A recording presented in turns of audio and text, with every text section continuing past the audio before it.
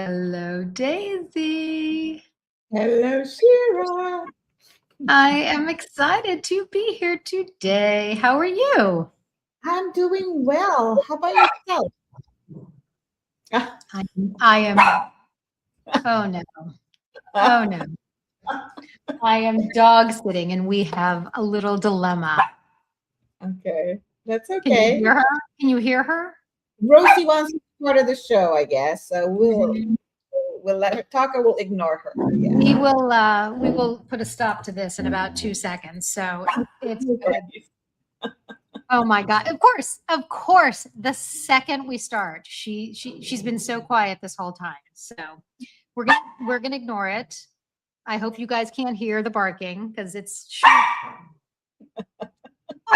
hold for just a moment. Hold All right.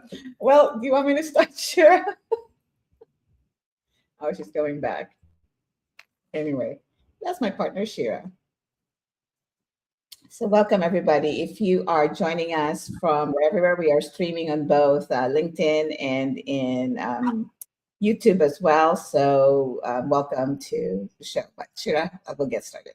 Yeah, I'm so sorry. Welcome to the Glass House, everybody. This is the crazy land that we live in, and I'm excited to be here. We're The Glass House is where we look at business from the inside and the outside to expose the gap between what's embedded and what's actually embodied. I'm Shara Halixer, the founder and chief momentum officer of Engage 3P. And I'm Daisy Watkins, founder of DW Concepts and LumaPath.ai. I always have to say, in business today, if AI doesn't see it today, you don't exist. Oh my gosh. If you are here today, thank you. Thank you. Thank you.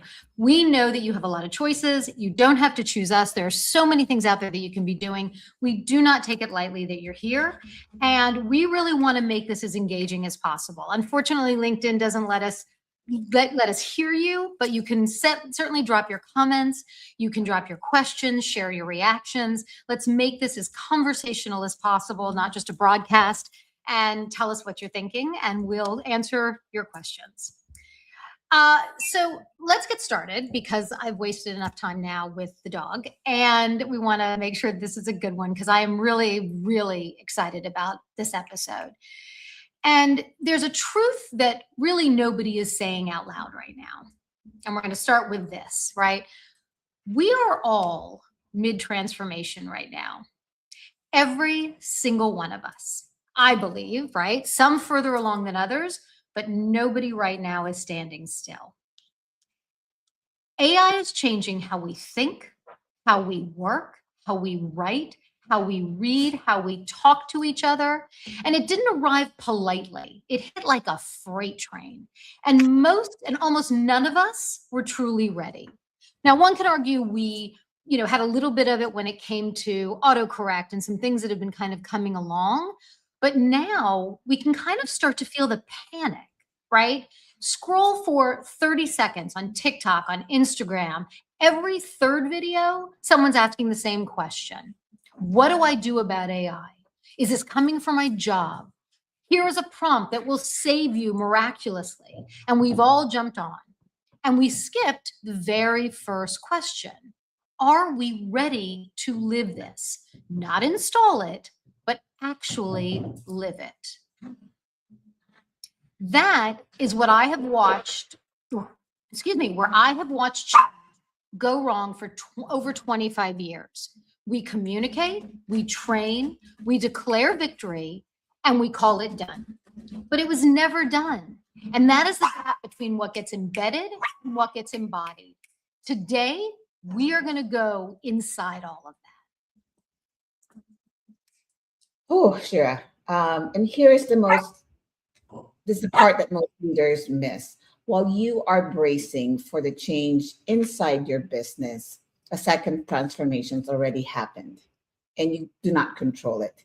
AI is answering questions about your company right now. Okay. Today, ready or not, it has already built an opinion of everything that the world has ever said. And most leaders have never once seen it. So we are watching two transformations at the same time. The one where you're trying to manage the inside and the one already running on the outside. It's really true. And our guests today have built the instrument behind this work. Karina Dolston is an organizational psychologist, executive coach, and founder of the Actim Group. She helps senior leaders strengthen alignment, trust, and execution. She created Adcom Insights, a validated assessment that uncovers the root cause drivers behind performance, retention, and built the Ready, Set, Go capacity check, which also functions as a pulse check called Actim Plus, which measures change readiness, sustainability, and execution during AI, M&A, and any type of large-scale change. She's joined by Ailey Plout, consulting director at Actim, who partners with global organizations on leadership change and how people actually build new capability. Katarina, welcome to the Glass House. Thank you. It's so great to be here, Shira and Daisy. We are very excited to get started, to discuss this, learn from each other, and hear about how everyone thinks about AI and how we try to envision the future that will be better and stronger for all of us. Amazing. And is there anything, Ailey, that you want to add to the introduction, what we talked about? No, thanks so much. Thanks so much for having us. I mean, I think there's one more guest you haven't fully introduced. He's kind of in the background there, but really happy to be here and discussing a really fun and exciting topic in AI. That's fantastic. So I want to start with, we're going to break this into really 3 segments. This is insane. We're going to break this into 3 segments. So I have to share this because we talk about this all the time. There's always usually a technical glitch that happens within all of this. And now I have an actual animal glitch that is going on in front of us. This was not prepared at all. So welcome to live, I can't say live TV, but live whatever. So I want to make sure also we get our guests up on the stage and we understand. We have a LinkedIn user that I am going to assume is our dear friend, Laura. For some reason, it always says LinkedIn user. So Laura, if that is you, and if it's not, tell us who the LinkedIn user is. And hello, Heather. Welcome back. Heather is one of our dear friends. So I want to start with really what we were talking about here, which is, what does it mean to be ready, truly ready for change in general, right? It doesn't have to be technology change, although I think today that's the biggest thing that's driving all of us. And unfortunately, there's this fear factor that's happening with AI. But are we ready at this point, or we're just installing change? Who wants to take that one? Yeah, no, I think it's important. I think the issue or the hard thing about imagining change and get change ready is really hard to see what that change will be, because it's somewhere we haven't been before. And you can do assumptions and guessing, but you know it's going to be very different from what you thought or who the bigwigs thought it would be. And let's start at the beginning. What does readiness look like, right? What does it mean to be ready or not ready to start something? Right. So the way I see it is, and I'm focused on organizational change, and I think professional readiness is a different matter. I'm not the expert on that. But organizational change is change readiness really depends on how the organization takes on new things. So what is the learning environment in the organization? Are it easy to do innovation and new thinking, finding new types of solutions? So that's really about how ready the organization is, even before the change. The second part of adapting change is how the staff will manage that extra pressure under change, the way I see it. And then how can they execute on their regular work as well as the change? Because that's really where the profit margin and the real implementation of change really shows up. And part of that is, let's say the first round, second round, third round doesn't go well. If we listen to what went well and didn't go well, which is part of being open to learning and understanding what went wrong, then we can implement that in how we absorb the rest of the change. So the feedback from how things are going, tying those three elements together is really important. Ailey, do you want to add anything to that before I dig in? Yeah, I mean, I think we've talked about this in a prior conversation, Shira, about kind of how organizations and leaders may not necessarily be thoughtful about change. I think right now we're in an environment where we live in a copycat sort of culture, in a corporate America. I mean, if one Fortune 10 company sees a competitor rolling out a generative AI tool, you can bet the house they're following suit. The board hears about it, competitors are moving, and the pressure's on. So organizations are rolling out these tools, and right now it's AI, that's the hot tool, without really thinking about the people, organization, and culture perspective. And I think what we're seeing anecdotally is they're not thinking about that people side. They're not sensing the organization for readiness. It's really just the sense of urgency that's driving these decision makers and these organizations. So we'll get into this as we discuss further, but it's important that organizations really start to think about what's in place. Is the training in place? Are there adoption metrics? Does this specific team have the capabilities technologically and from a people side to use the tool well before just rolling out a tool? And that's sort of where our tools come in handy for companies. So just wanted to kind of put the maybe case for change in there and start the conversation with that thought. Yeah, I'll just follow up on what Ailey said. So we collect data before the change happens, so that we know, where is the organization, how is it doing on absorbing change right now. Then you need objective data on how the organization is doing during the implementation. So you need to know which teams are ready to drive a pilot, what can we learn from that, which teams need more preparation before it's introduced. And before you spend money on AI without knowing those two objective data points, you may not be investing in a transformation. Instead, you might be buying technology the organization is just not ready to use. So full disclosure, Daisy, sorry, do you want to say something first? Oh, okay. Full disclosure, you are my partner in change embodiment, right? When I was building change embodiment, which is my answer to why isn't change working anymore? Why doesn't traditional change management change? And I came to that understanding because traditional change management doesn't focus on the people, focuses on the thing that is changing, right? The thing that is being implemented. It doesn't matter what it is. It doesn't matter if it's technology, process, leadership, or organizational transformation like M&A or that kind of thing. And having done it for so many years, I saw it over and over and over again. And so when I built change embodiment, I picked up the phone to Katarina and said, we need to talk, because this assessment, this instrument, is the vehicle that measures, you call it ready, steady, go, and I call it MIA. We're looking at motivation, intention, attention, because exactly what you said, going into something and not knowing that humans are ready to absorb and to ultimately embody is going to be a massive problem, right? It doesn't matter what it is. And so I think that that's so critical for any company that's thinking about doing something, because it just becomes theater, right? It just becomes implementation theater if all we care about is that we tick the box that we went live and whatever that is. And so it was really important that I looked at not just that measurement tool, that assessment tool of looking at it at the beginning, and we're going to talk about how it's not just the beginning, it's all the way through.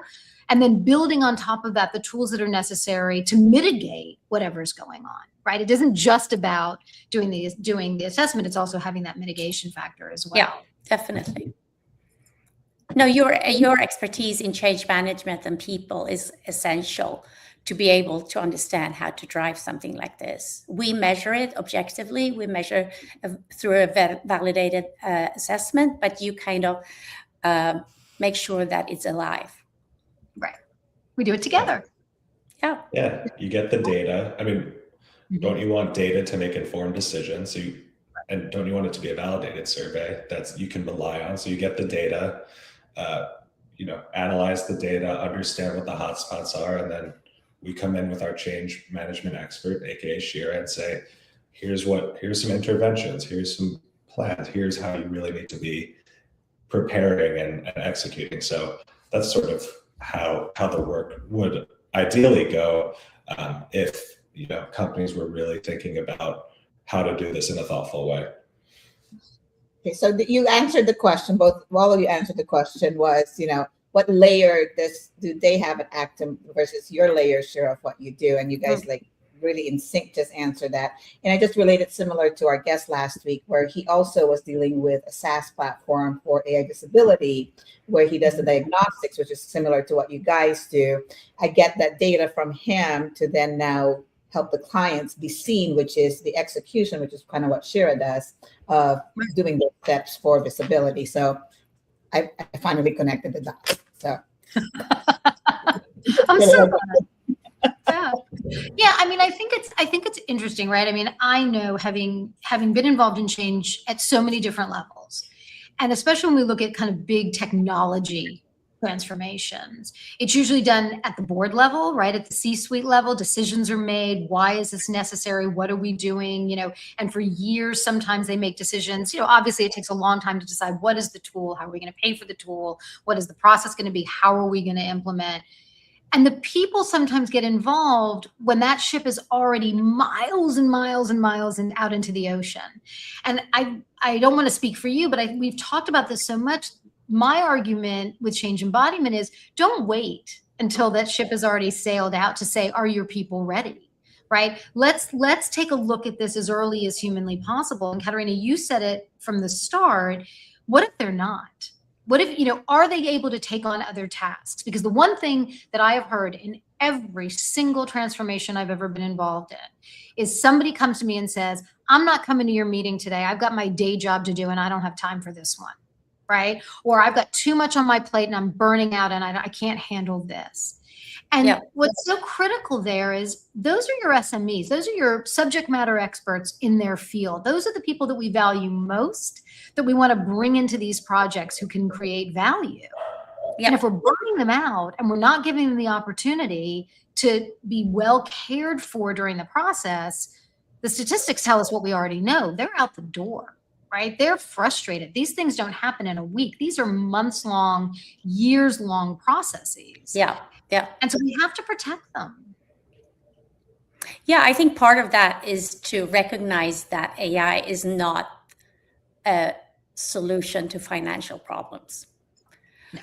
So AI can really improve productivity, quality, all of that, but only if it's used thoughtfully, implemented, as I said before, in a pilot, used so that you really know what the gains are. Because if you can implement it well and do it well, it will not only increase your productivity or you will do better things, you'll do new things because you'll have time to innovate and think. So I'm all for AI implementation, and I really want to make it, solid and strong. And as a huge partner in that is consultants like Shira. I also want to say that HR is often put on the back foot of things and not included in those strategic decisions. So a shout out to all CHROs that, this is your time to really show how important your work is here. Daisy, I thought you might be saying something. No? Okay. I think it's so true. I think that, I said in the opening that we're all in this, right? And we're being fed the fear factor of your job's going to disappear. What are you going to do? You need to learn AI. You need to be an AI expert. You need to be a prompting expert. Companies are laying off. We're going to talk about some of that later in the show. We've talked about it before. This rush to how are you going to pay for this? Right? Because it's a massive, expensive initiative. How are we going to pay for this initiative? And the answer is we're going to lay off 15, 20, 10% of our organization to pay for technology. right? And that I think is kind of leads us to then what is that next step in that whole, okay, great. We've decided we're ready. Now here's the next step. What are we going to do about it?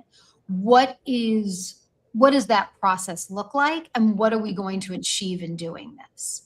Right. I'd love to get your thoughts on this. And then we're going to also share a little bit about the instrument and what that looks like and how they're going to get great information to support that. Do you want to start, Ailey? Yeah, I think one thing that kind of goes along with those layoffs is what is that impact on middle managers, or what is that impact on management? The structure may look flatter, but if you're cutting heads, doesn't that mean that middle managers, more folks are going to be rolling up to them if other middle managers are cut? So maybe that means it's fatter for the middle manager. So what does that mean for those individuals? How are they going to manage their load? Are you going to burn more people out with that? The impacts on your current staff. So thinking about kind of AI in that regard may also be useful. I mean, there's the positive side too. Like if you're a middle manager and you have some technological savvy, how can you use AI as a thought partner? I mean, we've had this conversation with clients about how leadership can be lonely and ambiguous, and middle managers are constantly needing to make judgment calls with incomplete information. I think using AI as a brainstorming partner, pressure testing things, thinking about ways to lead and manage, and because management can be ambiguous, using AI to kind of think through those ambiguous items, especially with many direct reports, and maybe using agentic AI to cut out some of the administrative burden. That's kind of the positive side for these managers. But I think right now we're in a time where we're currently adopting AI. So kind of like double dipping, double work for these managers, one, managing more staff, and then two, trying to learn a new tool. That can be pretty challenging, but I think the future is brighter as kind of AI becomes a natural, tool for managers and for the workforce in general. I think it will be a value add for the reasons I mentioned, but right now could be a bit of a turbulent time. And so I'm thinking about the staff that are currently being kind of were laid off and the impacts on them. Because oftentimes when you do RIFs, you're not necessarily thinking of the additional burden on the current staff that remains. So that's kind of an interesting insight that we're considering as well. So Heather had a comment that I think is really important. Daisy, can you see it on your screen? Do you want to read that for us and so everyone can see it? Heather is asking, what is the impact of the tribal knowledge / institution knowledge that is removed from the company, I guess, when those people walk out of the door? Right. Right. I mean, Like you're turning it into a retention question, right?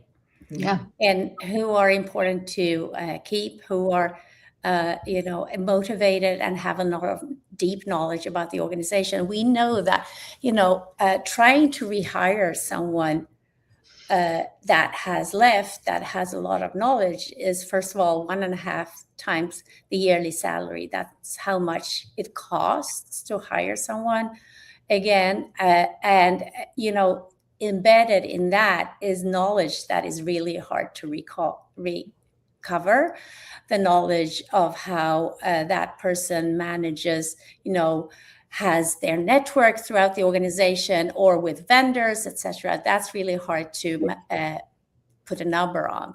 So I think that's a very good question. Can that be replaced with a thoughtful implementation of AI or any other change? Knowing how much change the organization actually can take on is a big advantage to make that strategic decision, that's what we propose. So maybe a good time, sorry, Daisy, I was going to say, it might be a good time to show what this looks like. Can you walk us through kind of what what you're delivering, because you're absolutely right? If we're taking we're getting an understanding of, are they ready? Now we're talking about, you're in it and we want to ensure that they're not burning out, that they're not running out the door. We're looking at this through the entire transformation cycle. I think it'd be great to bring up that first screen to say, oh, fantastic. To say, and you can kind of walk us through, what does this mean when someone sees this information?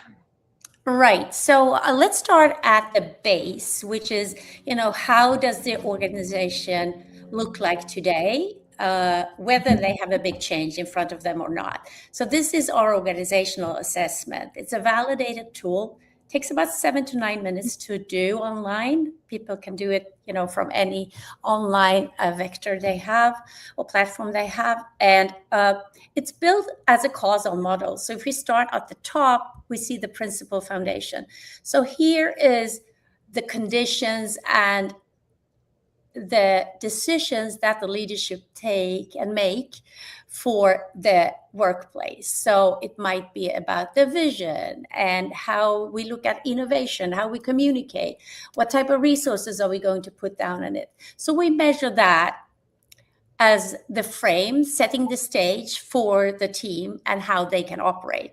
So let's say the stage is really nice and people feel happy there. So they are, if we look at stage 2, now the team element, people are committed, engaged, they have high retention, etc., resilience. That is really how the organization's output is going to be done, right? So if we see it as a stage 1, 2, 3, it goes from the decisions, from the leadership, how this team is actually doing and performing their work, and that is immediately reflected on the organizational output. And what we look here is at efficiency, productivity, and quality. So this is the baseline of an organization. The fun part, if we can go to the next screen, is if you remember the 3 stages, and we don't have the first stage here because that's impacting the team element. Our assessment is built so that we can see what is driving the different outcomes for the team, such as commitment, engagement, retention. If you can see, we can see the primary drivers for commitment is feedback, inclusion, and selection. So if commitment is high, you're doing well on that for this specific organization. The same for engagement.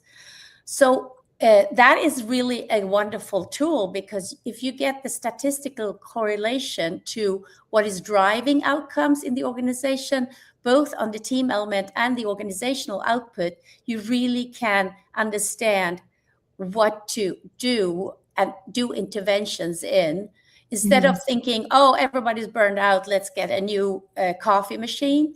You can see what burnout is actually doing. We have burnout resilience, which is the opposite of burnout. So we know that burnout resilience, you build your resilience to burnout by having good teamwork, having an opportunity to grow in the organization. It doesn't only mean that you can go from, being a manager to senior manager, but it also means, can you expand in what you're actually doing? Also, what resources, not only computers, but time, resources, how you can get to your leader and get information about, am I doing the right thing or not? So this is really nice. And it's also the same thing. We can see how efficiency is driven by determination from the team, or agility and engagement. So this is the baseline. So let's move to the next slide, which will show us how we measure capacity for change. This is built on the same assessment, but this is a pulse. We can get the same information from the assessment to do a capacity check. So we do the assessment once a year, we do the pulse quarterly or every 6 months. And this is what you get. You get how ready the organization is to take on change. And here you can see the trend. If you look at the first, below the ready score of 85, this is where we are in June 2026. 85 is the number. But the readiness for change has been, fluctuating. It's gone up and down. And you see the delta is between the baseline started at 80 June 2025 to 85 today, right? So here is the Ready, Steady, Go model, which is ready for change, steady to be able to sustain change under load, and Right. then how can you execute on that? So I want to stop here and hear what you're thinking, how you think this fits in your model. Shira and Daisy, your thoughts. So, I have one simple change, and I know Shira, I'll let Shira talk because No, go right ahead. Good. I want to What- know. well, a lot of the work you're going to be doing is sitting in front of the leaders, whether it's just HR, whoever the target department or section of a corporation or a company is. So when you sit with them, what are you finding? And data is really important to me too, because that's how you calculate or you make projections, probabilities, right, to outputs. Right. So when you sit with them, what are you finding? Do you think that these organizations or the leaders that you're talking to have this data ready, or do you catch them off guard and go, wait a minute, we never really measured that, or really don't know how to measure that, or I didn't realize we had to measure that?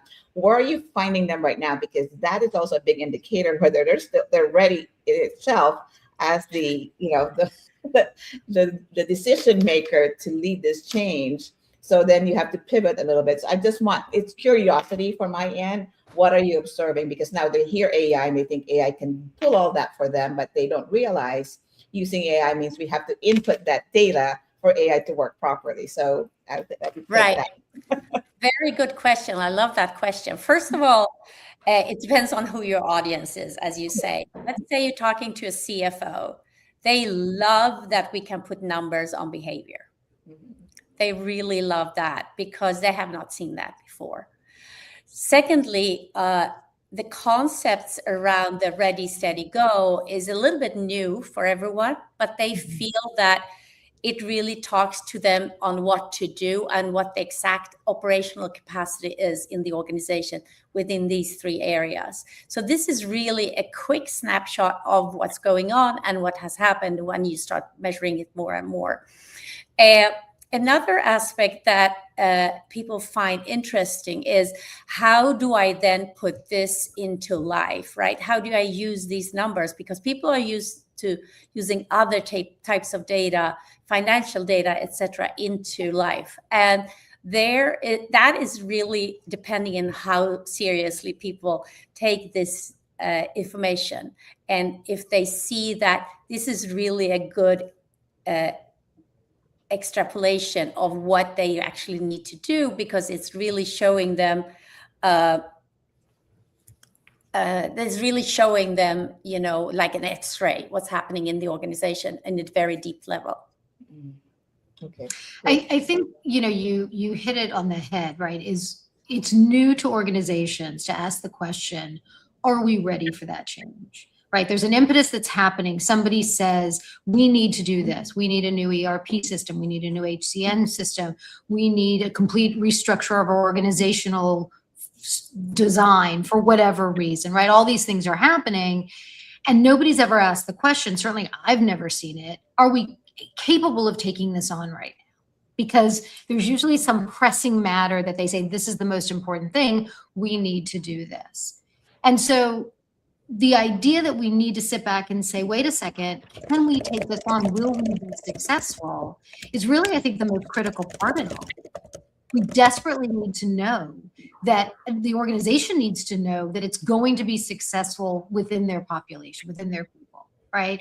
That's where I think we're starting to see the shift in the way that they're starting to talk about it and realizing that this is what's going on. And right. I think that our friend Josh said, I think it was in episode 2, and I've been using this so much lately. He brought up the notion of, he told this very funny story, and we relate this now to why everyone's running to AI. And the story that he tells is that 100+ years ago, there were all these department stores in New York, and one of the stores wasn't doing well, and the owner sent the manager to go to the other stores to say, why are they so busy? Why do they have so many customers? We don't.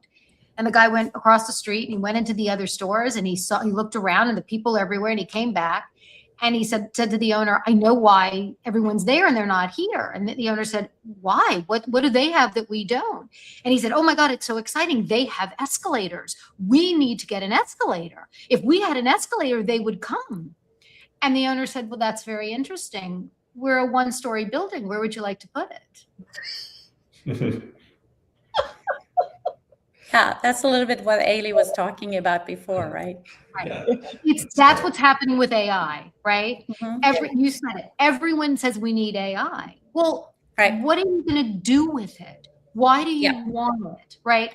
And Yeah. so I'm not, and we agree with you, Katerina. We love AI. We think it's great. We use it every day. It's fabulous. And I think that, and that's why I started this by saying we're all undergoing this crazy transformation in our lives, both personally and professionally. But an organization will fail in a transformation if their people can't do it, if they can't ultimately embody it, if it doesn't Right. become how they live, how they work. And so what I saw with you and what you've developed is this ability to understand that. And so for me, what was so critical is all of the data is amazing. And now we can pinpoint where we need to focus, right? What do we need to do to ensure we drive that success so that not just the implementation, not just the project is successful, but the organization itself is successful, right? That there's Right. a really good, healthy way of growing and developing and working. And I think that was so critical. Yeah. Right. And I think what I just wanted to add, sorry, Ailey, you go ahead after that. What we can do with our data is just what you said, Shira. You can cut and slice the data however you want. You can do it by role, by department, by age, all of those things, so that you can really find the teams where things are working well, where they're not. So that's all I want to say. Ailey, please go ahead. Yeah, I just want to, I really like Daisy's question. So I did have a thought on that. Like, what are we seeing in our conversations with clients and just with colleagues and with networking? I think when showing them this tool and by using this tool, it really kind of lights a fire under CFOs and CHROs and the C-suite when they kind of can see the numbers and maybe it's the red. It's like, we are not ready for this. It kind of lights a fire like, okay, we need to do something. It is like a call to action.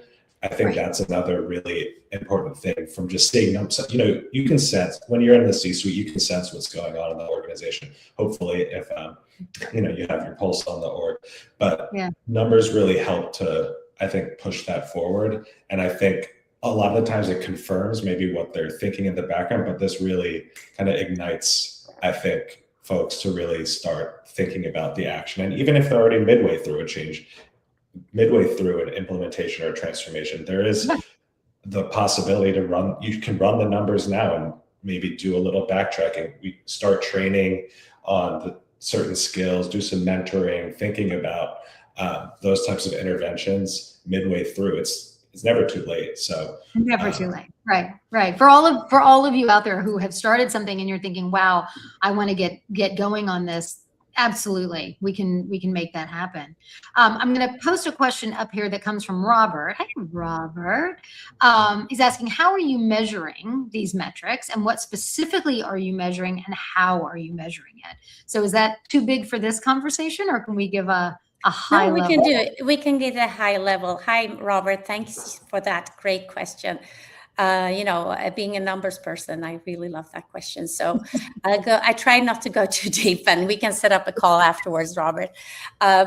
So first of all, you saw the first assessment. That's a validated assessment where we really looked at all of these aspects. So these are, we're measuring these 9 components, whereas we have many more in the big assessment. But for each of these components, we've made sure that when we are measuring trust, we don't measure something that is very close, like such as communication. We're not measuring communication where we're talking about trust. So we've done that validation, and we also know that the causal effect works in the assessment. Then when we went to this, we wanted to give organizations a really quick tool to look at their capability for anything that's happening in the organization. And so we picked these components uh, uh, for looking at Ready, which is the learning environment. How can you take in new information? How can you think outside the box? The study being, how does the team really manage to carry that weight? You can see the components that are included in it. And then for the Go, is it clear what we're doing? Is the strategy really working? What feedback can we go back and tell and do to Ready, the components within Ready, to make them even better, to strengthen this loop? So that's how we measure it. This is a survey that takes 2 to 3 minutes to do online. It's very quick, gives you a lot of information. You can, as you say, we have locations here to show how those are going. We could just as well have showed departments, etc. I love I think that. that answers the question. No, I think it's fantastic. And I think it really provides for us an understanding then of, what it is that you're looking for in order to ensure that you're getting the right information and you have the right data to present to leadership. Right. So do we want to look at the last 2 slides, which shows how you measure the transformation Sure. of AI? Sure, we can We do are that. using the same instrument, right, the Ready, Steady, Go, to look at the transformation. So here we are measuring first the baseline, how ready is the organization. Then we also measure how is the organization ready for AI, as an example, for change. Then you can see the delta for the components. So for this change, agility was down by 20 points. And innovation was down by 15, but people were really trusting the measure and how we would introduce the change, which gives us the index that, let's say the baseline is 85, their transformation is 75. If you look at the box top left corner, you can get the Ready index. So you know that for any other change, the organization would be at 85, which is the baseline. For this specific AI implementation, the Ready index is lower. It's at 0.88. 75 is the number. So we do the same for Ready, Steady, Go. That's just what I wanted to show. Yeah. And is there a second piece to this? Or is this Excuse me? Was there a second piece to this? Is there the next slide that you wanted to show? No, this is I think this is the headline of how Perfect. you measure where you need to go. And then if you filter this information, you can see which departments has a problem with agility, innovation, burnout resilience, retention, etc. So that really gives you. I just put on the screen here, I don't know if you can see it, but we're guessing that is our friend. You seem to be one of the few people to measure AI readiness. Do you think it's a big gap between AI readiness and change readiness in general?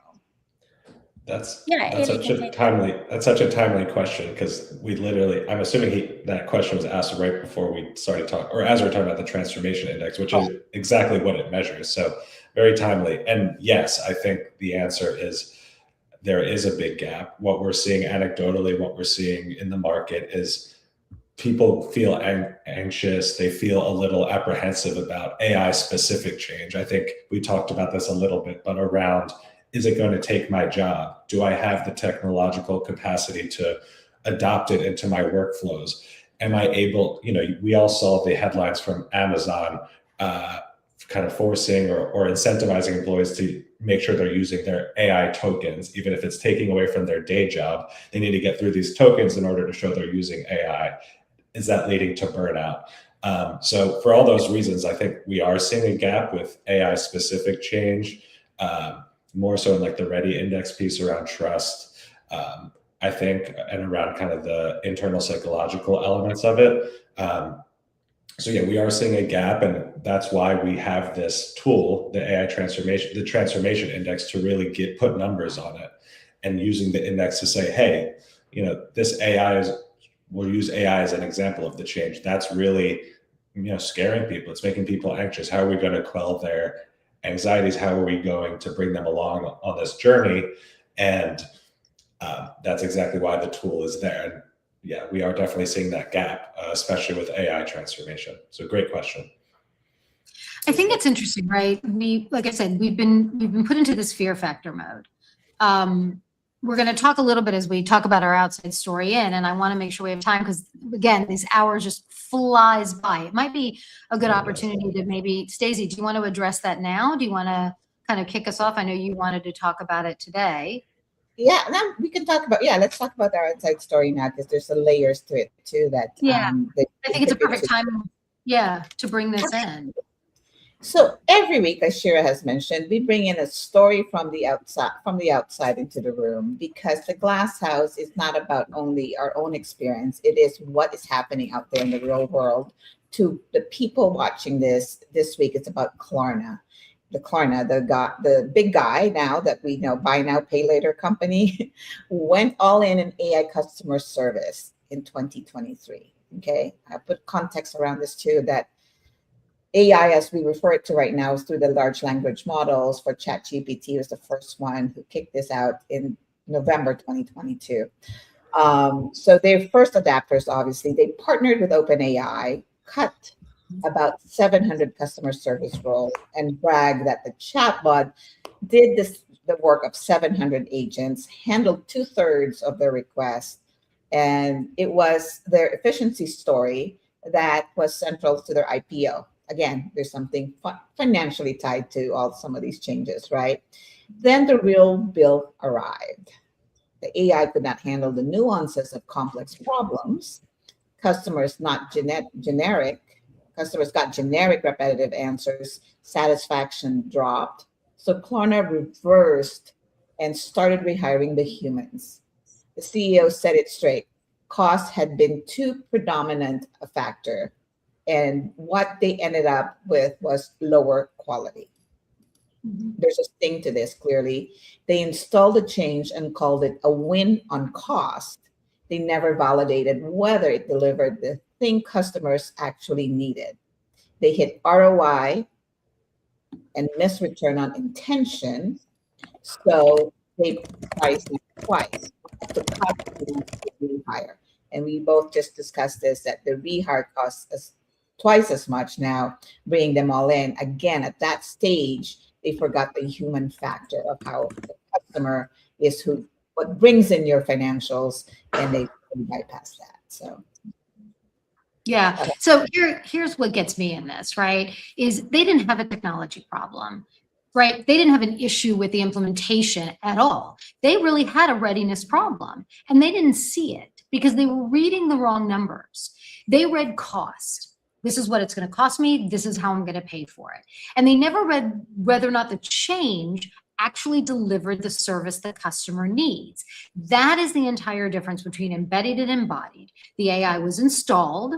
It never truly got embodied into how the work really gets done, right? That's really where the challenge lies and where they weren't paying attention.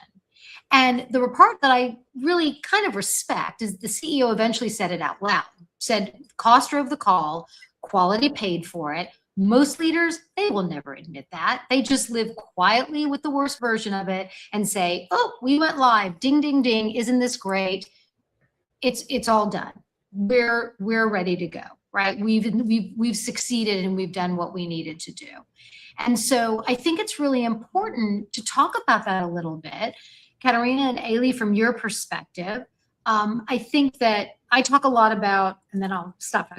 We talk about return on investment here, but I also talk about return on intention, because that's a critical factor when we look at change. What was the thing that we intended to do? It wasn't just about cutting heads in this case. That's how they were going to pay for it. What they wanted to do ostensibly is improve customer service. That was the intent, was to use AI to do that. And that was the colossal failure that they didn't consider. So I'd love to know what you all think about that. I have two thoughts right off the bat. One, do you think there was a CHRO in the room raising the red flag? That's my first thought. My second thought is, have you ever been on the phone with Verizon or Xfinity or whoever and enjoyed when you're speaking to the AI bot? That seems like an interesting business decision. So those are my two kind of silly thoughts off the bat, but I'll hand it to Katarina if she has a more serious response. Yeah, no, I understand, and I love the ambition, right, behind it. We want to give our customers better, you know. The I think at the base of AI implementation and in AI usage is not is it human or is it AI? I think it's the partnership of human and AI that's really going to grow, because you still need humans to make the strategic decisions, the human to understand the small variations in the tone of what the person is asking you about in this case. And I think that's really where the solution, AI solution, is going to be, and that's really going to make productivity, quality, new products, new ideas really to expand and grow. So you know, with AI, you suddenly have an extra brain. And a brain that's always better than yours, right? But it doesn't have the judgment. It doesn't have the moral clarity. It doesn't have the ethics. It doesn't have, you know, the sense of what other human wants. So, you know, don't overuse it, but definitely use it. It also doesn't, we talk about this all the time, it doesn't have context, right? It doesn't, it can't understand the nuance. It doesn't have history to be able to make a comparison based on experience. These are all human factors that impact the way that we exist. That human element of customer care, right, isn't just a bot answering a simple question. Now, right before we kicked off a couple hours ago, I was on with a bot on a platform trying to get questions answered. And I got, you know, answers, right? They're answers. They're not the answers I like. They're not the answers that really helped me. And I just didn't have the energy to fight it, right? And I think that's where we're missing the mark in understanding the difference between what it can do and what it can't do, right? That's the hard part of understanding that. Oh, very much so. Your context means a lot, because if you don't use your brain, number one, to AI and really have the real conversations you want to get the answers that you need for whatever the task is. This is where people saying they am adopting to it are not really adopting it. They're copy and pasting it, which is actually a lot more scary than thinking that companies are implementing this without even their leaders knowing what function AI is going to do for each of the department and each of their employees. So again, aside from the readiness that you find is like, how are they going to adapt? Are their employees going to adapt to a major change? One, most of them are probably scared of it. They don't know how to use it. I mean, they're scared of the fax machine when it first came out. They were scared of the internet when it first came out. And imagine this, it actually thinks for you. Taken out of context can really be scary for a lot of people. And so a lot of companies now too, from what I've noticed, other than you give the example about Amazon, they want to spend their tokens, like use so that they use AI. The reverse is happening to a couple of companies where they're saying, lay off on using the tokens. We're running out of money. We already surpassed our budget for 2026, and it was only in March, right?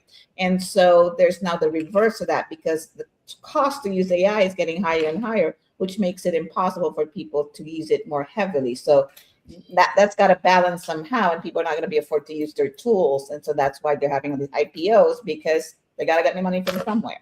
So speaking of the balance, and just adding on to Katarina's comment about humans and machines working together. I don't know if you all saw Claude Fable 5 come out. I saw an interesting use case today. I know we're close on time, so I'll be quick. A customer service rep had Claude Fable 5 on in the call, and it was transcribing what the customer was asking for.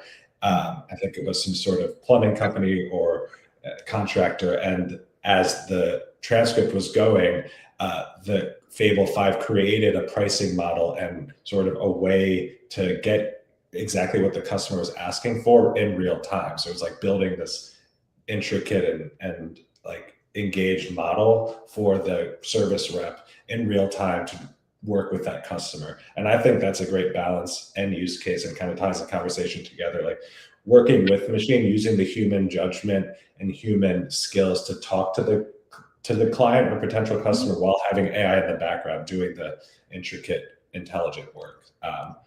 So I thought that was an interesting use case. I think any AI usage done correctly and in partnership with humans is good. The only thing we don't want is to have AIs as our bosses or decision makers. So I think everything ahead of that is like us playing in the sandbox, trying to learn how to build the castle, and then, by that prototype, build a real house. Right. I love that.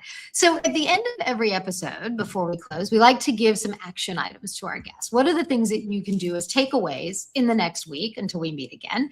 They will be up on LinkedIn on Friday. I do it as a Friday post to remind everybody. And one of our guests, who I think might be a friend of yours, Damuel, I hope I'm pronouncing that correctly, asked this a while ago in the conversation, and I've been holding off. So this will be the question for you guys to be able to help out. But I have a very simple one this week to help you get ready, which is, what is the next change that your team, your organization is trying to take on? Name one thing, write it down, put it in your AI tool, whatever it is. Name one thing that you will stop, pause, or hand off in order to make room for this new change. What is the one thing that you need to set aside, even temporarily, in order to do that? And if you can't name one, right, one thing that you have to set aside, you've got a wish of something to happen, not a real rollout ahead of you, right? Because it can't be that there's nothing going on. So just ask that one question. What is it that you are going to take a pause on? And then we can talk about it. Very good, Shira. So Daisy, mine would be, I want you to search for your own company the way a candidate or a customer would. Okay, not from you finding out about yourself, which is what I always say. Ask an AI assistant, what is it to work for your company, at your company right now, and whether you are worth buying from, because these are the things they're going to be asking, right? So read what comes back. This is the version of you the market already sees. This is what I meant earlier, that it already has made a judgment about you. This is because it's built from everything the world has said, not from the press release. These are now humans being able to enter into whatever medium that they use or platform they use to say something about your company, whether social media, whatever surveys are out there that are public. I want you to do that because that will give you a true validation of what they're saying about you. And what AI is actually already making that judgment, telling the humans right now. Yeah, for sure. Thank you. That's interesting. Ailey, Katerina, do you guys have one? I have two. So the question on the screen was like one piece of advice I think would be before your next, if I was talking to a business leader, it would be before your next AI or big transformation decision, pause and measure the human side of readiness by putting numbers on behaviors. That's what I would do. That's what I would say. Pause. Let's think. Let's try to be thoughtful. Let's try to get some insights and some numbers before we go ahead with any sort of major transformation. So that's what I would say. And then one question I'd leave the audience with is, I've been thinking about this. If a work psychologist or historian in the year 2300 or something looked back on AI and its impact on the workforce in the year 2026, what would they say we got right? What would they miss? And what did we underestimate? I kind of think that's an interesting way to think strategically about these things, is thinking about the historical side of it. So just an existential thought for the audience to think about between now and next week. I love that. You know, when you talk about, and this is why we're partnering and this is why I do what I do, right? Which is I spent over 10 years in software sales, in ERP and HCM software sales. And I was involved in those cycles of building the business case and justifying the purchase and creating the implementation plan and, going through the entire cycle of decision-making around the technology. And like I said earlier, that takes months, if not years. And what was never touched upon ever was asking that question. Right? Financially, we might be ready. Are our humans ready? And that was the thing that rang so true for me when I built Change Embodiment. I said, this can't be the way we continue to do this. We have to look at this differently. And, that's why we're talking about it. It's so critical. So my question to the audience would be, what is one boring thing you can offload to AI? And I would like, really curious to hear what that would be and how successful was it during this week? Oh, I love that. Oh, we're gonna have to have like a whole thing going. We'll document all of these and everyone can chime in and do it. We got some great comments here at the end. I want to make sure just one other thing, and obviously you all know how to reach us and we'll put that up in a moment, but I want to make sure you all know how to reach our guests today. And so we've got the QR codes to their LinkedIns. So I will say on their behalf, feel free to reach out and connect and let us know what you think. And we'd obviously love to work with everybody, and Katerina and Ailey and I would love to work with you on understanding what is your readiness for change. How do we ensure success in change? How do we get that return on investment as well as the return on intention, and make your people as successful as your technology or your whatever transformation you're doing inside your organization? I think that we can make things so much better in the end. And that's what I'm excited about and why I'm excited about what we're doing. Yeah, thank you. Yeah, of course. It was wonderful. It was great. I also want to say, if you want to get in touch with Daisy or me, we'll also put this information up here as well. I don't think I'm putting the right card, actually. I think that's the right, which is the right one? They're both correct. Okay. Okay, fine. So yeah, I want to thank you both for being here. We are a little bit over, but that's okay. We love the conversation, and honestly, I think it could have gone on for hours more. It looks like we have some more comments in the loop that we didn't even get to, so we'll make sure we put all this out there, and everyone has a chance to talk to us and reach out and let us know what's going on. Daisy, what about you? This was awesome. You guys are the first double guest that we have, so this is super cool. Love both your to-do action items, especially thinking to the future, Illy. It's like I'm always thinking, and so it's one of the things that I'm going to take from this conversation, and a lot more. But thank you so much for joining us, and feel free to reach out. And if you want to be a guest again, we invite you to come and talk about what you're living in right now in the AI world, not just even in AI, just anything that you want to talk about for the humans to want to know. So thank you again, everybody. Thank you so much. We learned a lot. Good. Right. Well, I think we're gonna have to get you back again, because this was not enough time for sure. Yeah. And no Rosie next time. Yeah. We want to see Rosie. You want to see Rosie? You want to come here, Rosie? Yeah. No, she's mad at me, so I don't think she's coming. But I'll put a picture of her up with the post of this when we have the recording. I'll put a picture up there. That sounds great. Thank you, everyone. Have a wonderful week. Thank you for joining us, and we'll see you next week. Bye-bye. Bye.